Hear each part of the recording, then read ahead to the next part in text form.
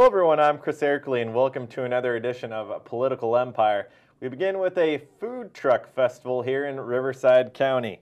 Riverside County Supervisor Kevin Jeffries has come up with a tasty way to push for less restrictions on food trucks. The Board of Supervisors on April 23rd approved Jeffries' plan to hold a food truck festival outside the County Administrative Center in Riverside on June 25th. Jeffries hopes the festival leads to changes on the county's food truck rules that allow mobile food vendors to operate more freely. Moving on now here in Riverside County to realignment. Crime appears to be on the rise in parts of Riverside County, and some are blaming a new state law. Here to talk about what exactly is realignment is Jeff Horseman. Jeff, that question exactly.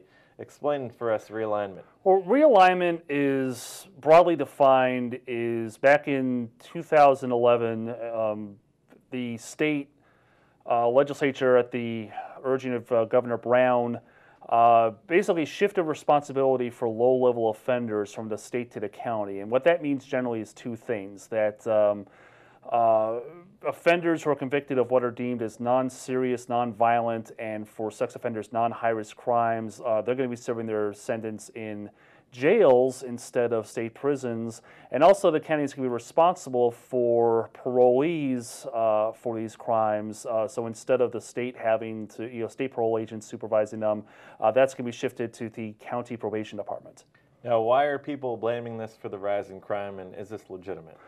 Well, it has to do with the jail capacity, and since realignment went into effect in 2012, Riverside County had to release nearly 7,000 jail inmates early, and they said that's because they had to make room for all these new people who otherwise would have been serving their time in state prison to go to jail. And so the theory goes that you're having these maybe more dangerous or more violent criminals out on the street, and they're committing more crimes. And there does seem to be, if you look at even the national data, a kind of an upswing in crime, particularly in western United States and California. As to whether realignment is actually to blame for that, it kind of depends who you ask. I mean, some people say, yeah, absolutely, realignment is the chief culprit in all this.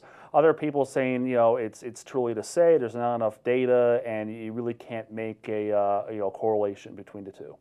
And what has been the reaction from Sheriff Stan Sniff on the topic? Well, he seems to think realignment is maybe part of the puzzle for why crime is on the upswing, but he also says, hey, we've still had a really bad economy and unemployment and everything is a factor.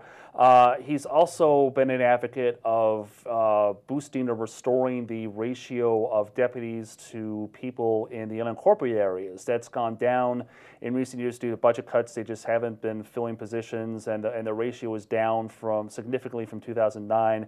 And the sheriff believes, obviously if you get more deputies out there and they're able to do more proactive enforcement, that's going to make a dent in terms of the crime statistics. Excuse me. All right, Jeff, thanks for that update.